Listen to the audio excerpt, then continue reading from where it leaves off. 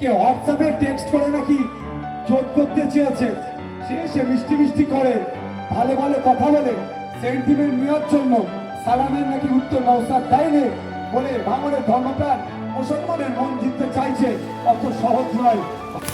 যদি জোট করার ইচ্ছা ছিল হোয়াটসঅ্যাপে মেসেজ করে টেক্সট করে জোট হয় করেছি।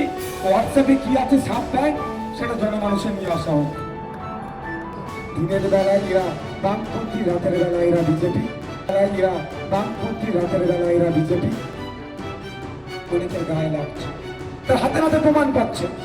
তো ব্যাপারটা হচ্ছে আমি তাদের বিরুদ্ধে বেশি বলবো না, বাস্তবটা বলবো। আমরা চেয়েছিলাম যাদবপুরটা আমাদের দেওয়া হোক, আমাদেরকে জ্ঞান দিয়েছিল যাদবপুর ভাঙন নিয়ে শুধু যাদবপুর। আমি এই জায়গায় দাঁড়িয়ে বলছি, আমি আবার রিপিট করছি, একটা মানুষ তখনই সুস্থ মানুষ হবে পায়ের নখ থেকে মাথার চুল পর্যন্ত তার সুস্থ থাকবে।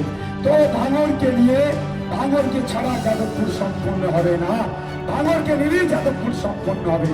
যে ভাঙর আইএসএফের সাথে শুধু ভাঙর নয়, আমি অনির্বাণ তোলাপাত্র রাখে আমি আমাদের মালিক ভাইকে ধন্যবাদ জানাবো।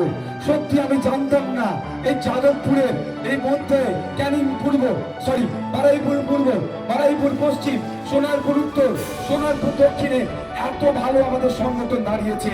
হরিমুলে মাত্র 2 ঘন্টার নোটিশে একটা প্রোগ্রাম আমি করেছিলাম, সেখানে প্রায় 1010 লোক ছিল, প্রায় 3000 আমার মা বোনেরা ছিল সেখানে 2 ঘন্টার নোটিশে।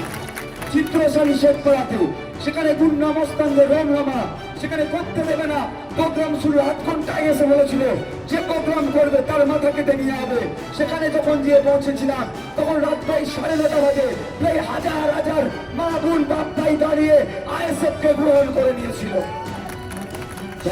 একই যাবে, গতকালকে মন্দিরপুরে যাব, যেখানে যাচ্ছি যাদবপুর লোকসভাতে মানুষ আমাদেরকে গ্রহণ করে নিচ্ছে।